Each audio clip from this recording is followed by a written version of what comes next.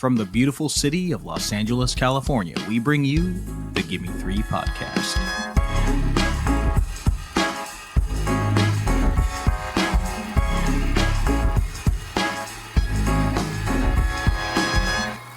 Hello and welcome, cinephiles, cinema lovers, and movie appreciators to the Gimme Three Podcast, the show where we normally pick three films connected by one theme, but today we're doing something a little bit different. Before we get into that, though, I am Nicholas Iwata. I'm joined, as always, by my outstanding co-host, Bella F. Stratus. Bella, Happy New Year. How you doing? Happy New Year. Yeah, I'm doing well. Thank you. I can't believe the year is over. Sorry to all our listeners. My voice sounds a little raspy. It's the cold season. So, everyone you know and love is sick, and that includes myself. But we're powering through. We are powering through here. We powered through the year of 2024. And Bella, what would you say on the scale of 1 to 25? How excited are you for the year 2025? Oh, man. I'm going to give it a 24 out of a little point for fear. Okay. There's always some fear, but excitement and a little fear. Yeah. That's good. I will double down on that. I will say I'm also a 24 out of 25 Nice. On the excitement level. Amazing. There's one thing to be excited about as we approach the new year, and that is the Gimme Three Podcast, because 2025, it's going to be our second year, and we are just going to have so many bangers coming your way. You guys are not going to know what to do. And that includes today. Today we're looking back at 2024. And Bill, a lot of people, they're always looking back at the year that was, and they're always trying to measure the year. They're always like, okay, how much money did I make? Or how many of my New Year's resolutions did I hit? Or how much weight did I lose? Or the opposite. But cinephiles, they operate a little bit differently. They like to ask questions like, how many movies did I watch? Yep. What's the ratio between Korean and American movies, that I watch? How many Nicole Kidman flicks did I check out this year? These are the hard-hitting questions that cinephiles ask. And, over the last decade or so, there's been one app that has made answering these questions a lot easier. And that is, of course, Letterboxd. And I should stop right here and actually say that Letterboxd is not a sponsor of this podcast, but they should be. They should be. We are obviously big fans. Letterboxd, if you're listening, call us up. We will be whores for you so hard. We will plant the Letterboxd flag and fly me to the moon. And we will plant that flag. You fly me to North Korea, and I will plant the Letterboxd flag. For those of you who don't know what Letterboxd is, it is a place where you can go. It's like a pseudo social media app crossed with IMDb. You can go there. You can log the movies that you have watched. You can choose to rate them or not rate them. You can choose to leave a review or not leave a review. Sometimes I rate movies, sometimes I don't. Bella pretty much rates all her movies, and she leaves little funny reviews. You can follow your friends on there. So I follow Bella. Bella follows me. I follow a bunch of my other friends in the film industry, some not in the film industry. And we just like to see what everybody's watching. And it's like, oh, look at that. Bella really liked this. I got to go check that out. Or she can say, oh, Nick hated that. Oh, now I got to really check it out. So anyway, it's a damn good time. And if you're a cinephile, it's a fun place to hang out, and a place where you can see 30 minutes just evaporate in an instant. Yeah. Seriously. But now they have these stats, Bella, yearly statistics that are kind of fun to look at. It's kind of like the Spotify Wrapped for cinephiles. So today what we're going to do is Bella and I are going to go through our Letterboxd year in review, and we're going to give you guys some of the most fascinating statistics of our movie watching from 2024. And who knows, perhaps those stats will, inform you guys a little bit about who we are as people. I don't know if that's what you signed up for, Bella, but that's what's happening. So. Oh, yeah. Let's do it. Let's do it. All right. So we're going to just start off with kind of like just to test the waters here, let's just start off with the basic. How many movies did you log in the year of our Lord 2024? Oh, this is a good one because I had a goal and it was to maybe possibly reach 300. Oh, And that's big. It's a big number, yeah. And that includes like shorts, of course.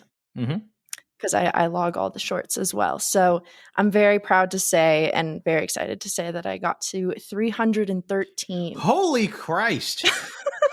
313 movies logged in the year of 2024. Can you see what is the hours on that? Can you see that? Oh, I don't know if I want to say. It's 529 hours. 529 hours dedicating your life to the art form that is cinema. So for anybody who says that, Bella ain't putting in the work for her cinema. Check my stats. Yeah, check her stats, bro. Okay, well, that 313, you say? Is that what you said? It's insane. Yeah. How about you? I had, and this was, I think, a record for me also, not anywhere near 313, but still quite impressive, is 272 films logged. That's right there. That is a lot of movies. It's a lot of movies. It's 437 hours and an average of 22.7 a month, an average of 5.2 a week. Wow. Okay. But here's what I found a little bit more fascinating, Bella, is if you scroll down, that it's like 272 films. Letterboxd does this wonderful thing where you can see what were watches versus what were rewatches. So 92 of my 272 movies that I watched this year were actually rewatches. That's about 33%. Basically a third of the movies that I watched this year I had already seen.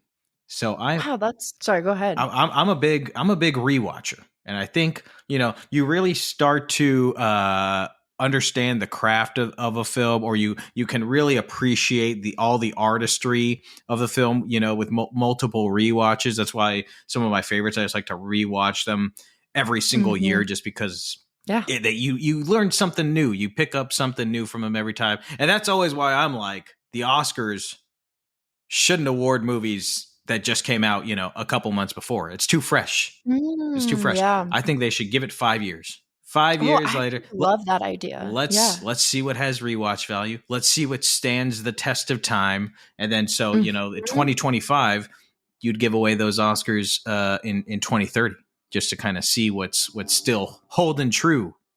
Yeah. They'll never do that, of course, because there's no money in that, really. But right. So, anyways, that was a little fascinating tidbit that I saw. That was like 33% of the movies I watched this year were rewatches, which is actually probably the fact that I watched 66% of the movies that I saw this year were new watches. That's amazing. That's pretty good. Yeah, mine was 73% rewatches. 73% rewatches or watches? Rewatches. Really? I guess I know. I was really surprised by it because I feel like I watched so many. Are you sure you got the colors right? Maybe I have I got the colors wrong. I was gonna say that is impressive. Because I was like, that makes no sense. I was like, I guess I do really like watching. I was like, I rewatched Harry Potter, the whole series a few times. That's 50 movies right there. Yeah, that could do it. But no, I'm just dumb and I got the colors wrong, and I'm actually so relieved. I was like, man, you're always like saying how it was on the podcast. It was a first watch for you. So never seen it. I've just been lying this whole year. So. All right, so that makes more sense. 73% watches and then 27% rewatches. Okay, that makes a little bit more sense. That is awesome. But that is that's a lot of movies to watch in a year. Do you think you would have hit your goal had you not been the host of this wonderful Gimme Three podcast, Bella? Oh, definitely not. No. I mean, I love movies, but I love this podcast for the reason as well that it kind of forces me to watch a movie even if I'm not in the mood, which has happened. And after doing it, I'm like, "Ugh, why did I ever like not want to watch that? That's so dumb." Or like, why would I have wanted to do anything else with my time? So yeah, I think, and this podcast is also a massive reason why I have so many first time watches as well. Like that has been just such an amazing experience to check off so many movies that have just been sitting on my watch list for ages. Here's the one part of Letterboxd that I think they need to like adjust, or some addition needs to be added to the algorithm with this thing, because I have 270 movies on my watch list. For listeners who are not on the app, you can add movies to a watch list for yourself, and then you just have a big long watch list of all the movies you would like to watch. And I have got 270 movies on there, and I am going through that list right now, scrolling through it, and there are movies on here that I added as soon as I got this app, whenever 8 years ago or something. And I think Letterboxd needs to be like, yo, dog, you've had this movie on your watch list for 8 years. I think it's time to watch it. Yes. Oh my God, that would be life-changing. Because I don't go through this I mean, I'm now going through and I was like, oh yeah, I do want to watch all of these, but it's just like you need a reminder, or it's like they should ping you and be like, yo, dog, maybe watch one movie from your watch list this month. Yeah. I do like the feature where it's like this movie that's on your watch list is streaming here now. Yes. I will say that's a really nice feature. But then it also like, I'm like, oh, good to know. And then I forget. So maybe they need to double down on that. Yeah. So speaking of watch lists, it says that I watched 19. See, here's where it said I watched 19 movies off of my watch list this year, which is pretty good. So I knocked off 19 that were on my watch list this year. However, I added 39. So that's a net 20 that I gained to my watch list. That is so good. What was your watch list ratio? Watch list watched versus added? Oh, it's disturbing because my watch list is just, I need to go through it and like delete a bunch of stuff that I'm like, okay, this shouldn't be on my watch list. Or like I've added things years ago that I'm like, okay, I'm probably not going to watch that. I'd rather watch this. Right. So I really need to go through it because it's just ridiculous. But yeah, mine was 109 off my watch list, wow, which I think is great. A massive thanks to this podcast. Yeah, so really happy about that. But then I added 399. So oh my God. which is just ridiculous. Like I'm sure, like I know I'm not going to watch any of those.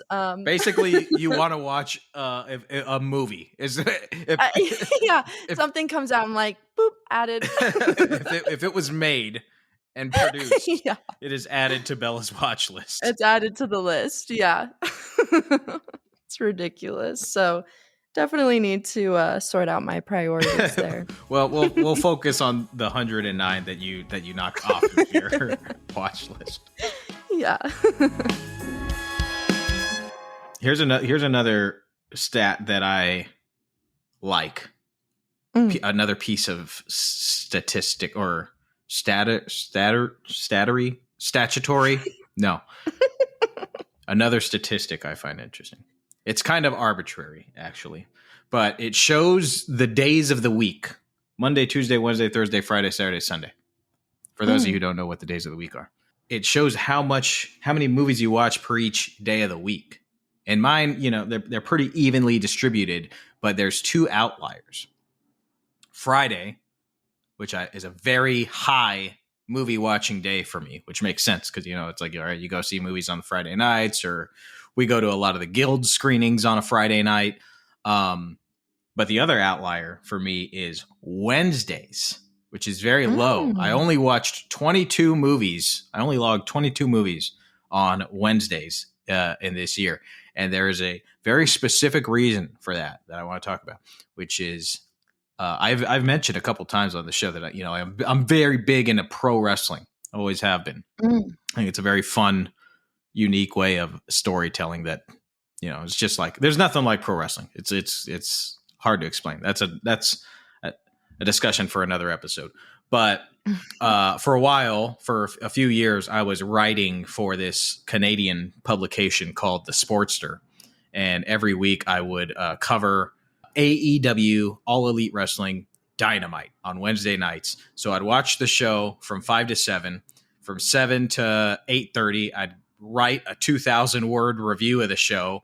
And then after the show, this is the most important piece of the Wednesday night, it was date night.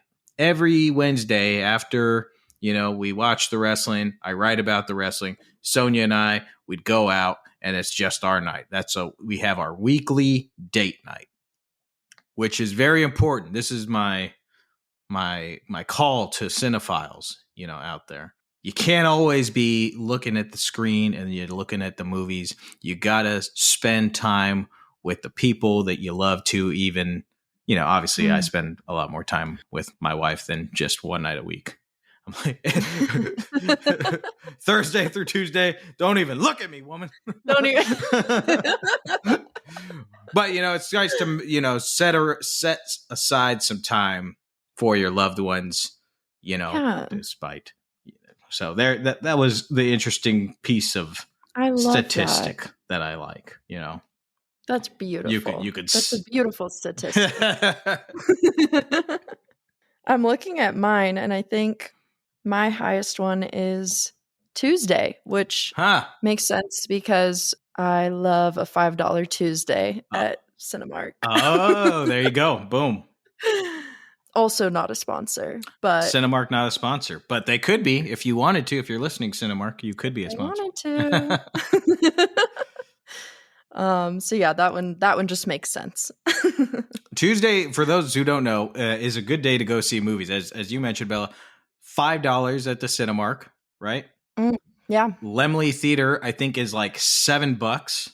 All the Laemmles, $7. And then if you are a Laemmle card holder, like if you have one of the special Laemmle cards, I think they give you like a free popcorn also on Tuesdays. It's either Tuesdays or Thursdays. But anyways, $7 Tuesday at Laemmle, $5 Tuesday at Cinemark. I'm not sure about AMC, but maybe they have some deal on Tuesday also. But Tuesday's a good day. It's a good day to check out some flicks. And there's no wrestling really on Tuesday either. So you're not missing anything. You're not missing nothing.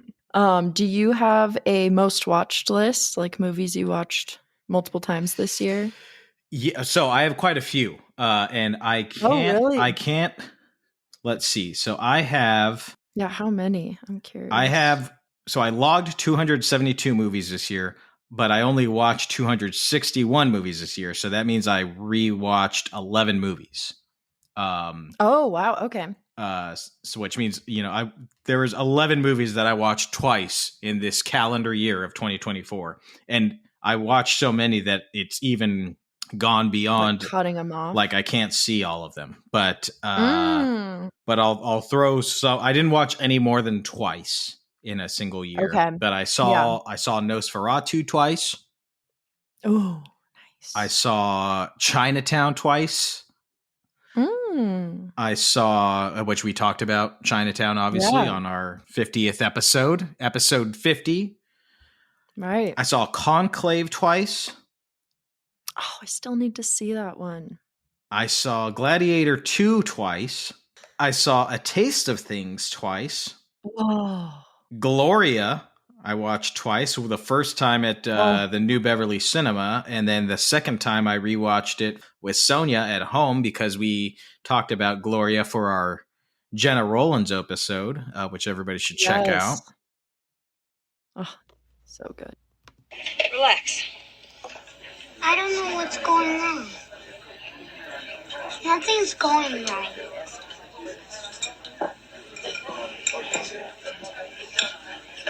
Thanks. Can I have a piece of pie? What kind of pie? Apple with vanilla ice cream. We don't have apple. And what do you have? Peach. Okay, I'll have peach. with vanilla ice cream. What to drink? I'll have a Coke. I'll have milk. I don't want milk. You'll have milk and I'll have a cup of coffee. Black or regular? Milk and sugar on the side. Milk and sugar on the side. Yeah. Take a walk.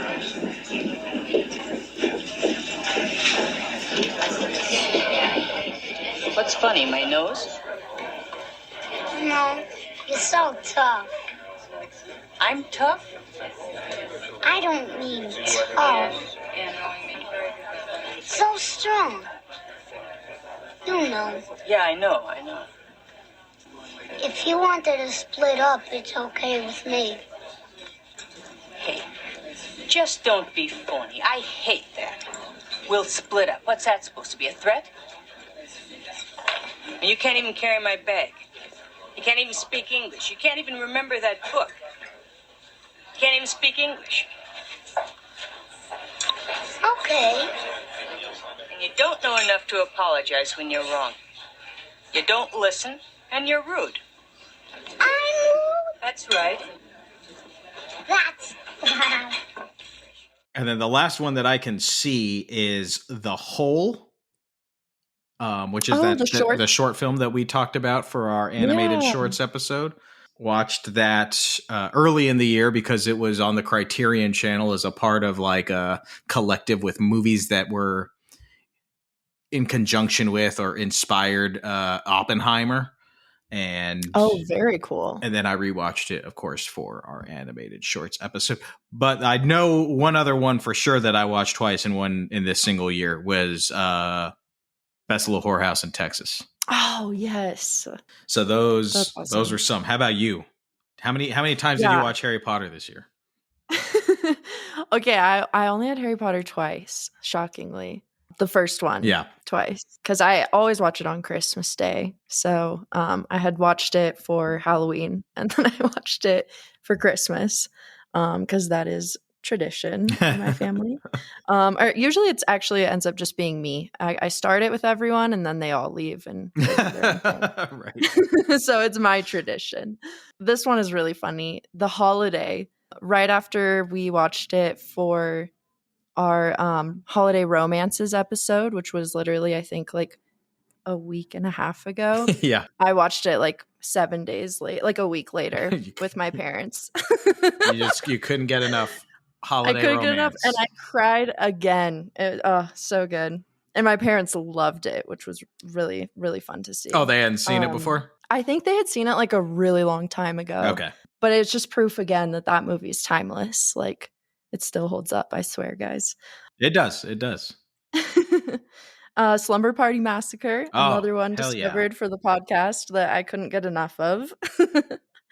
The Last Repair Shop, which was a Oscar short. Okay, yeah, I remember this just moved me so much. It's just about these craftspeople who work on instruments, student instruments specifically in LA, and then it goes to like the students who had their instruments worked on and kind of connects their two stories. And it's so simple but so beautiful. And I grew up playing the violin, so it resonated with me a lot. And it's a short, so you can watch it as many times as you want.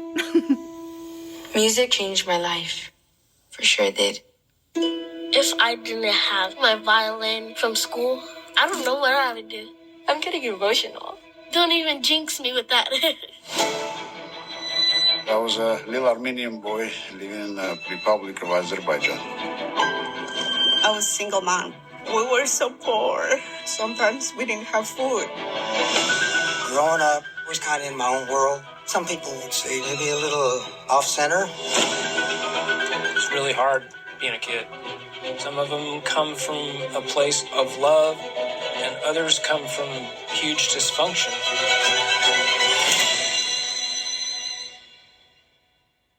I guess I'm just scared of failure, I'm scared I won't find a purpose in life. But once I go on stage, all that tension goes away. The emotional broken things are more difficult, but we try to make the instrument part as good as it can be. I guess I'm just scared of failure, I guess I'm just scared of like finding a purpose in life. But once I go on stage, all that tension goes away. The emotional broken things are more difficult, but we try to make the instrument part as good as it can be. That's why this is not just a repair shop.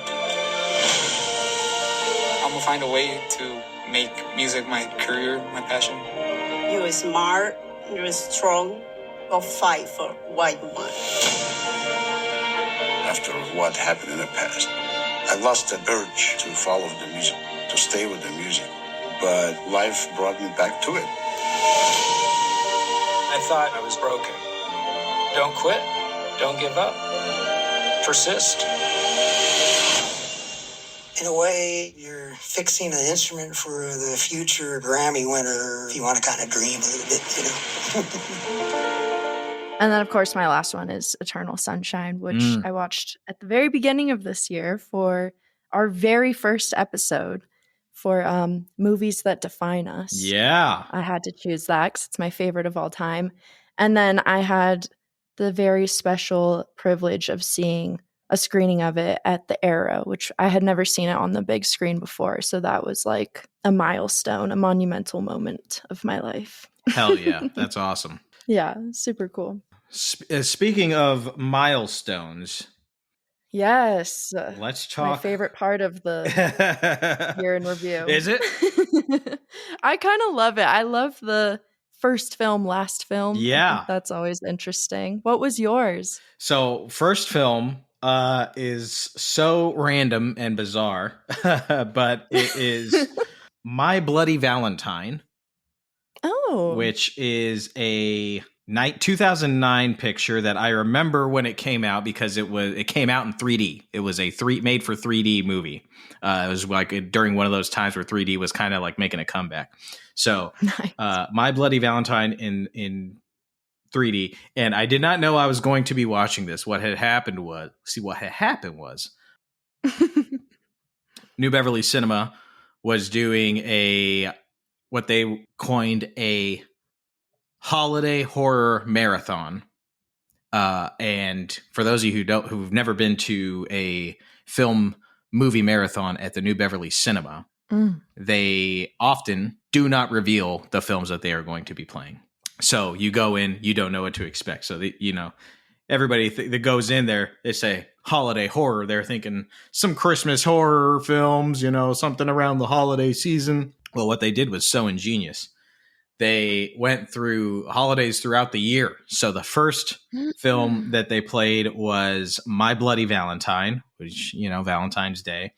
Love it. And then they played April Fool's Day.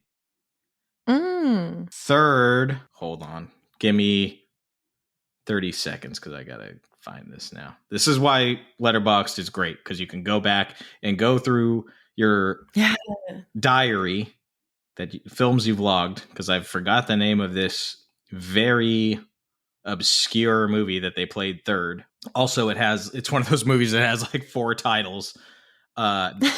Nightmare at Shadow Woods, aka Blood Rage, was the third film that they played, which takes place at Thanksgiving. And then they finished the marathon with a movie called Santa's Sleigh, which was not great. But I did leave a No Leprechaun? No Leprechaun was not on there. The Leprechaun did not make an appearance, but it could have. That's what they like to keep you on your toes, Yeah, I love it. But I did leave a review for my first film of the year here. So I'm going to read it because I don't always leave reviews. It says 35 millimeter at the New Beverly Cinema. Holiday Horrors Marathon Film Number 1. A very happy revisit. I remember seeing this in the theater when it came out. Stoked for a horror film in 3D. This movie knows what it is, and it's a goddamn blast to watch. Tremendous kills. And for my money, one of the better minor/Valentine slasher flicks. There you go. Love it. My Bloody Valentine. My first movie that I watched in 2024. That's so awesome. What was yours, Bella? So mine was Call Me by Your Name, which I had never seen. I watched it on a plane. I don't remember where I was going, but we've talked about it before, how the plane can make you cry even more than you wanted to. Yes, it heightens the emotions. That's exactly what happens. Yeah, that got me. And then my last film was Agnes Varda's Le Bonheur. Okay, I think nice. that's how you say it, which I had never seen before. I watched it with my mom last night. Oh, it blew me away. It was so good. And I feel like in a way, these movies are kind of connected because they're like just so visually stunning and very like focused on like nature. Like in Le Bonheur, it's like a lot of flowers, and Call Me by Your Name is just like the landscapes and the ocean. And at the same time, there's like this heartbreaking romance in the center of it. So I was like, oh my God, that's so funny that these kind of lined up with each other in the end. Well, don't forget about the peaches, you know. Oh, yes. Those poor innocent peaches. How could I forget? Oh, man. The power of cinema. The power of cinema. The power of peaches, everybody. One last little milestone, I would say, is so unfortunate for my beautiful 2024 year in review on Letterboxd. I'm very proud of it, except my 300th diary milestone is fucking Christmas in the Spotlight. Nick. Oh, yeah, that makes me happy. I can't flex it. I can't be like, yep, 300 movies. I made it to 300. Hey, you know what?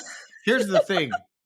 If that is not a sign of your dedication to this podcast and a dedication to your cinephilia, then I don't know what it is. You should flex that because you said you watched 300 movies and you could have stopped right there and said, you know what?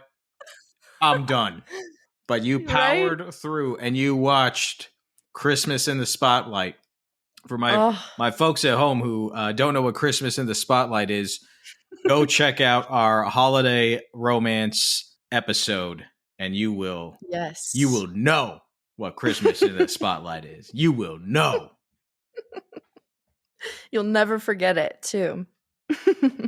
Well, so I did not make it to 300 movies, obviously, but my 250th movie, was what has become a cult classic. And this was a first time watch for me, which a lot of my friends could not believe this was a first time watch for me.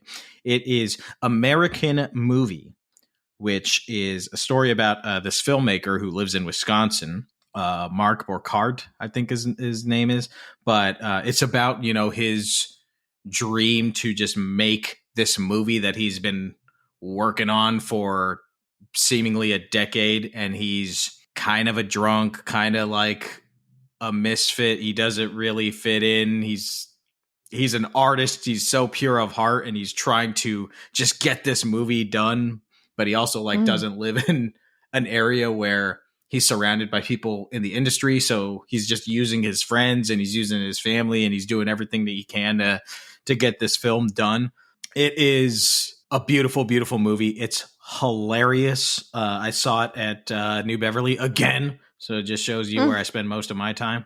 But the crowd was just on fire for it. It was a sold out crowd. It was my first viewing. It's the first line of the film, man. It's got to be on the money here. Roll down the window, Bill.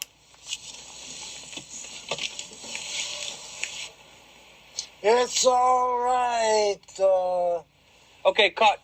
All right, man. Shit. You got to give it some passion, too, man. And you got to... It's all right. It's okay. There's something to live for. Jesus told me so. It's all right. There's something to live for. Jesus told me so. Okay, great, Bill. But we have to have fluidity in there. It's all right. It's okay. Okay, cut. You got to bring passion to it. A message. It's a message. This is for the shits and for the birds. This is for the birds. Okay, I believe we can do this. I believe this can be done, Bill. Hey, man, Mike, why don't you keep track of what takes these are, man? Is this fucking take 7? Okay, let's do take 7, man. It's all right. It's okay. Cut. Okay. You have to believe in what you're saying, Bill. You do? Well, I don't. I don't believe nothing what you're doing. All right. It's kind of like if any of our listeners have seen Anvil, the story of Anvil, which is, another endearing documentary about perseverance and, persistence and keeping on and fighting for your dreams. It is very much in that ilk, very much in that same vein. And anyways, it was just the kind of like inspiring piece of work that I needed to, push me over the edge for the last quarter of the year. So American Movie, check it out if you guys haven't seen that one. Okay, yeah, American Movie. It's actually streaming right now on Tubi and on Pluto TV, and I think on Amazon Prime as well. So 3 places you can check out American Movie. A wonderful, wonderful, wonderful film. All right, my friends, we are going to take a quick break, everybody. During that break, you're going to hear from Gimme Three producer, LADFF Festival Director, and my wife, Sonja Mereu, for a segment that we call Sonja's Movie Minute. So stick around for that and much more right here on the Gimme Three Podcast.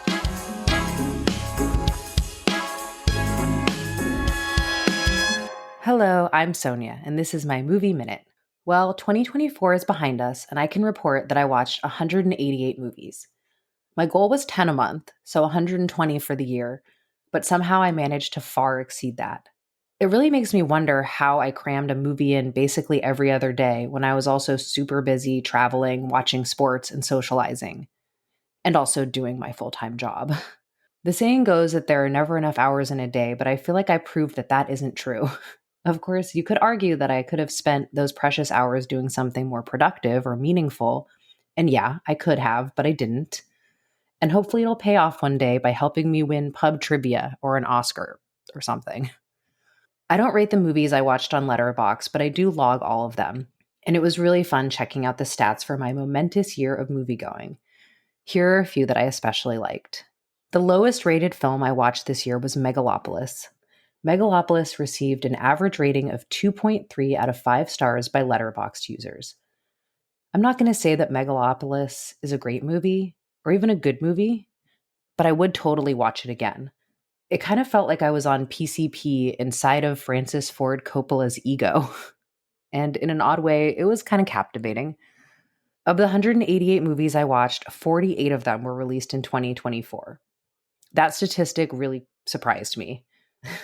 I don't think I watched that many even the year that I had MoviePass. Of those 48, there were definitely some real stinkers, but there were a lot that were really, really good. My most watched actor of the year is no surprise, since he's also my favorite actor, Joaquin Phoenix. I watched 7 of his films, the highlight being our dive into his collaborations with the great James Gray. And last but not least, I watched 4 movies that were AD'd by Adam Sumner: Killers of a Flower Moon, The Master, Blitz, and Gladiator. That is a seriously impressive list, and I'm now officially an Adam Sumner fan. I can say with a good deal of confidence that I won't beat 188 movies in 2025. I actually felt like I watched too many, and it kind of felt like pigging out versus savoring a meal. I think I'm more of a 120 or 130 movies a year kind of gal, but only time will tell.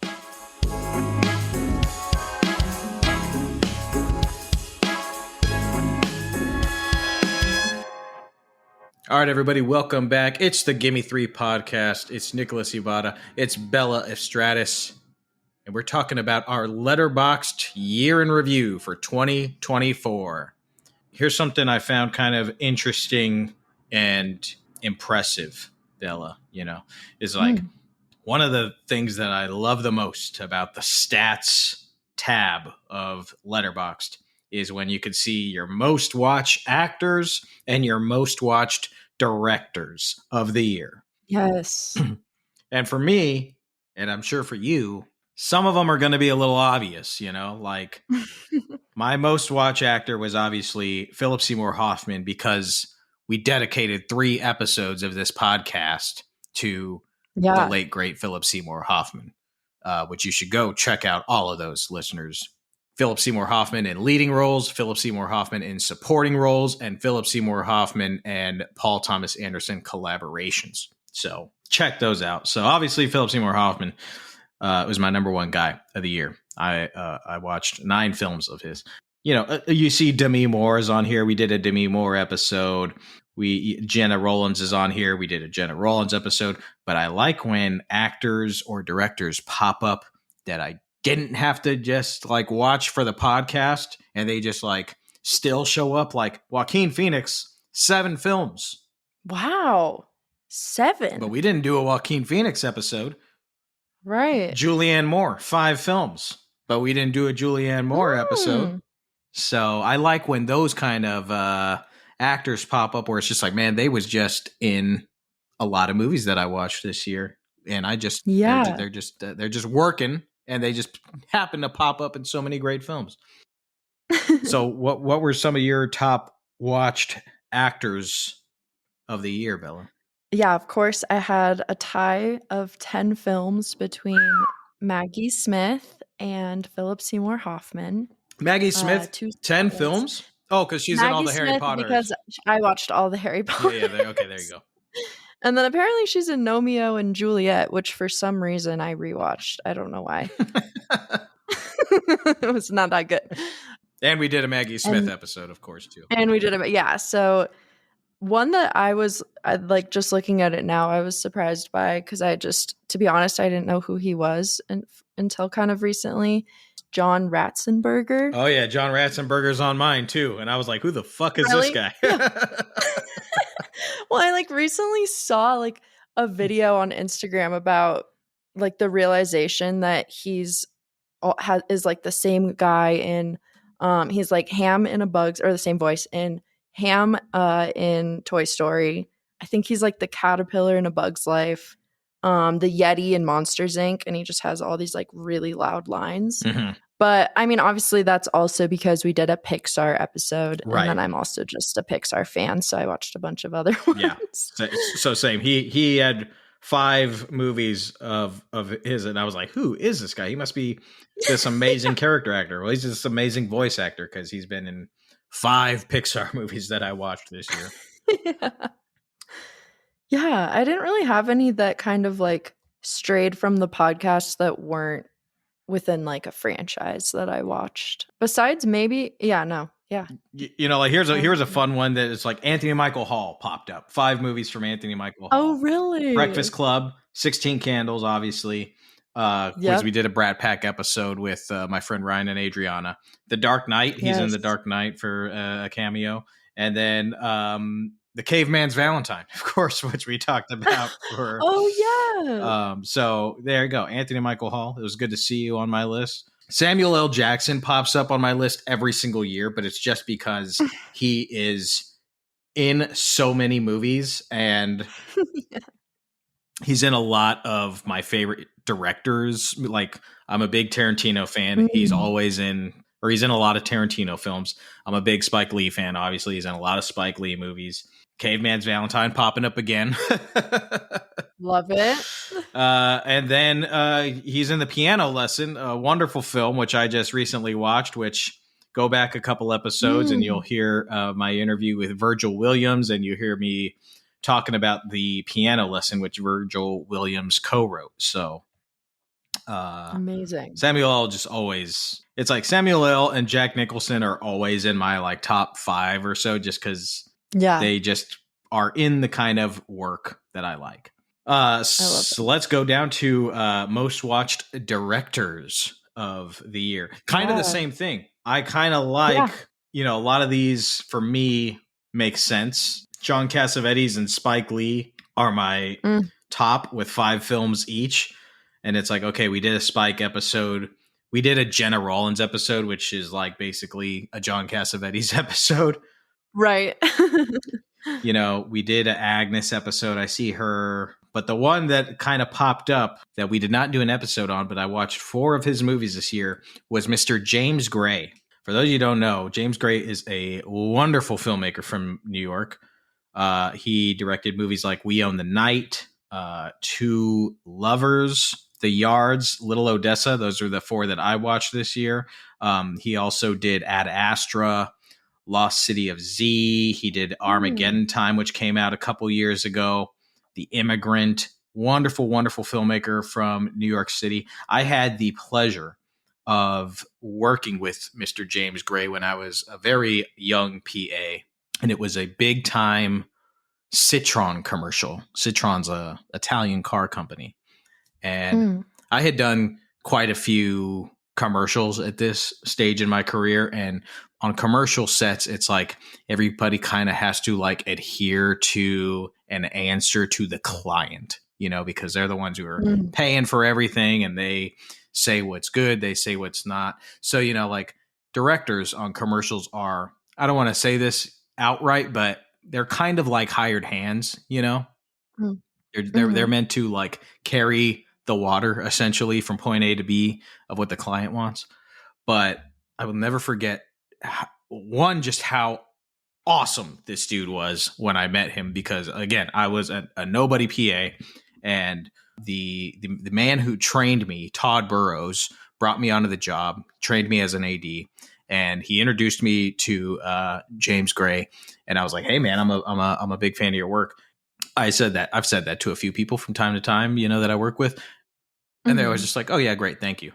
This guy was like, "Really, man? What have you seen?" So we talked about some of his movies. He asked me where I was from, you know, like he wanted to know about me, and I was just a PA, you know? So anyways, it was great just hanging out with him, and great seeing him do his thing and directing the likes of Ewan McGregor, who was in the commercial. This was an awesome job to work on. Yeah, that sounds really cool.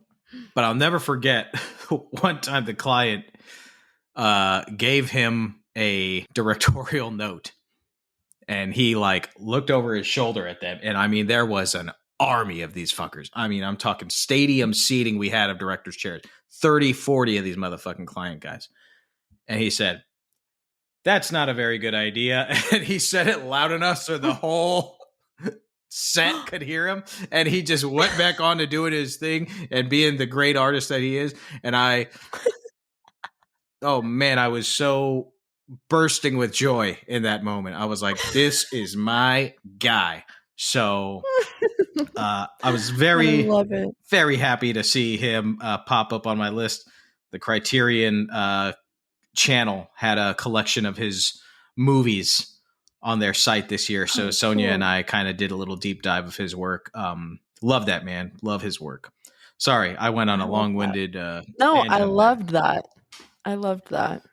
What about you? What were your top directors of the year? My number one was Yorgos Lanthimos, and I think that's because one, we did a Yorgos Lanthimos spotlight with guest star Michael L. Hayek, my good friend, who is also the number one Yorgos fan on planet Earth, I'm convinced. So on top of like watching those 3 movies with him, I watched, I think, almost every other Yorgos movie with him this year. So yeah, I have 8 movies from that. And then my second one was Yorgos. Yeah, 8 movies. I think, because he showed me this really cool, some of like his shorts as well. So we watched like this one called Nimic that was really creepy.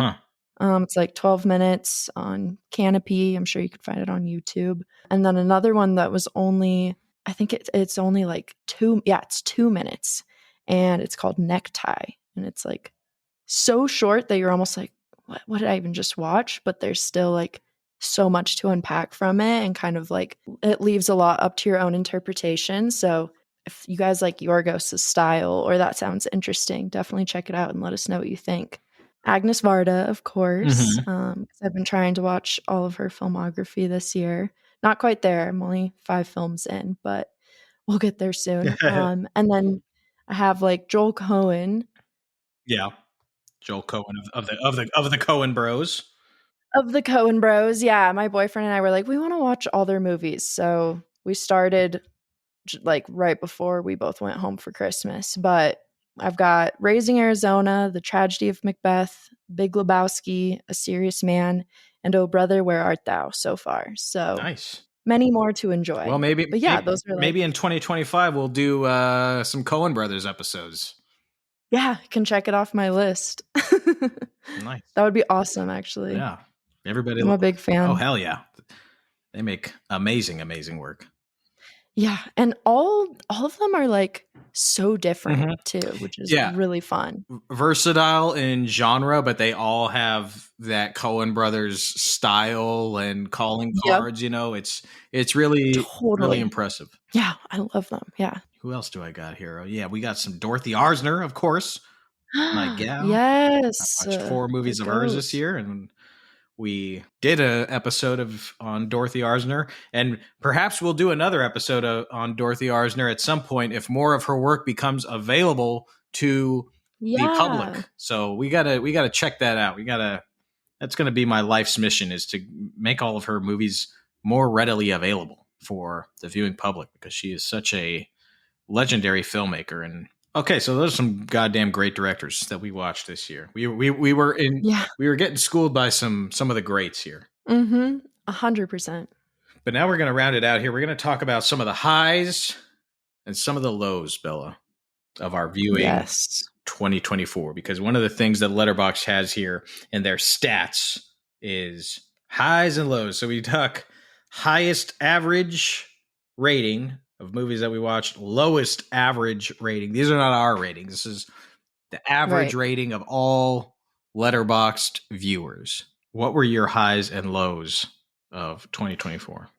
My high was The Dark Knight with an average 4.5 rating, which is insane. Yeah, that was my highest average also, and I just don't. I figured if you like watched that movie this year, it's gonna be that. Like that movie is just so popular on this app. This is just that recency bias. This is just this. Look, it's a good movie, but I watched so many classic pieces of artwork this year. We watched Cassavetes films. We watched Chinatown, for Christ's sake. We watched so many absolute masterpieces. And Dark Knight is the highest average rating? Okay. Yeah, that's interesting. All right. I love that movie, but it's not like my favorite or like what I would expect. Like, I don't know. Yeah, I had the same. And then my lowest average was movie 40, is it 3? Yeah, movie 43, which has an average 1.6, which I think might be a little too high for it. Whoa. Yeah, it's basically just like a collage of shorts with a bunch of really A-list, like very well-respected actors, which makes you want to watch it, but then it's just not good. Ooh, I see Halle Berry in here. That's my God. Yeah, it has like everyone in it. There is like one that's pretty good. There's like Kate Winslet, Hugh Jackman, Emma Stone, and Kieran Culkin were like my favorite parts of it, and then the rest I was like, I didn't really need to watch this. Is there any sort of like connecting theme between these shorts, this anthology? Yeah, so I'm just going to read the description on Letterboxd. It says, a series of interconnected short films are the backdrop for a maniac screenwriter who pitches insane storylines featuring some of Hollywood's biggest and brightest. Oh, I get you. Okay. Yeah, it's not like, there's not even like, at least from what I remember, there's not even like a big connection. It's just like how like what is the most ridiculous thing we can get this like amazing actor to do? Right. Which is funny in theory, but then for an entire movie, you're just like, oh, okay, like I'm ready for this to end. It's a funny idea, but sometimes a funny idea does not make a great film. Yep. Exactly. Speaking of which, my lowest average film, my low was, can you guess, Bella? Christmas in the Spotlight. Okay. I can't believe that. How's that not mine? Like, what's going on? Well, it beats movie 43 by a whole 1/10 of a percentage point. Lowest average 1.7. That's crazy. Christmas in the Spotlight. Crazy. Once again, we are still talking about Christmas in the Spotlight, Bella. Here we go. It's gonna haunt us forever. You thought you were done with it in the holiday romances episode? We've already brought it up twice in this episode. It's gonna be featured in the rest of our episodes forever and ever and ever. Okay, 2 more cool little things that are in this highs and lows They've got the newest movie that you watched, the movie that has like been released the most recently, and the oldest movie that you watched of the year. What was your newest and oldest movies of the year? Yeah, my newest was Nosferatu, Robert Eggers. And then my oldest was Working Girls. Oh, yes, Dorothy Arzner. Dorothy Arzner, which we watched for the podcast, came out in 1931. So both bangers. Can't go wrong with either of those two films. Both about, women just trying to, get their freak on. Not really, but yeah, exactly. Very connected. Wouldn't have thought of that. Times haven't changed that much. No. My newest was also Nosferatu. Love it. My oldest was The Spoilers, a film from 1930, which I saw at the New Beverly Cinema. And I'm going to read the review that I have here for The Spoilers. This was a very rare screening. 35 millimeter at the New Beverly Cinema. Extremely rare print, courtesy of the Library of Congress. Quentin Tarantino, who was in attendance, said, "This is a movie few people alive have ever seen. For me, watching it will be the film event of the last 2 years." That's what Quentin Tarantino said. I wrote a fascinating piece of pre-code cinema. It features a very dope and unique setting, an old west frontier flick that takes place in Alaska, but it was filmed in Oxnard, California. When he's not fighting, Gary Cooper has as much charisma as a piece of cardboard. Betty Compson as Cherry and Slim Somerville are absolute showstoppers. I especially look forward to seeking out more of Compson's work. So that was a really special screening. They played it 2 days, twice a day at the New Beverly Cinema at, I think it was the beginning of December. Let's see. Yeah, December 2nd, I watched this. Tarantino was there in attendance. And I thought, I knew he was excited about this screening. So I thought he would go up and do an intro and talk about the film before. Nope, he just came in and sat and enjoyed the experience like everybody else in the film, like a normal person. Yeah, it was awesome. That's so cool. It was a fun little treat there. That's really special. Yeah. So there you go. I mean, we've talked a lot about movies this year, did we not, Bella? Oh yeah. I loved every second of it though. Yeah, me too. And we're going to do more of it in 2025, but it was nice to kind of look back at 2024, see what we watched, see our watching habits, and learn a little bit about each other. We learned a lot about each other this year. Oh, for sure. And we hope all you guys did as well.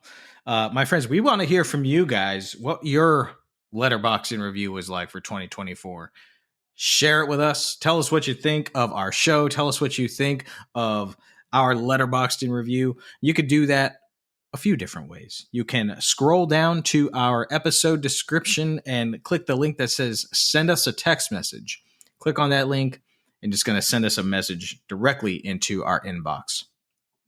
The other way is to go to Instagram and you can type in Gimme Three Podcast. That's GIMME, spell out 3 podcast. Follow us, and you can slide into our DMs there and let us know what you think. Let us know if you have any suggestions for future episodes, any future themes you guys are thinking of. We love to hear from you guys, our audience. Bella, why don't you tell the friends where they can find you on the socials? You guys can find me on Instagram at Portrait of a Cinephile or on Letterboxd at Beth Stratus. That's just B and then my last name, F Stratus. You guys can follow me on Letterboxd, on Instagram, and on Blue Sky at Nicholas Ibarra. And you can find me on Twitter, also known as X, at Nicholas P. Ibarra, and the P stands for Premiere. That does it for this episode of the Gimme Three Podcast, everybody. We want to thank you all for listening, and we will see you at the movies.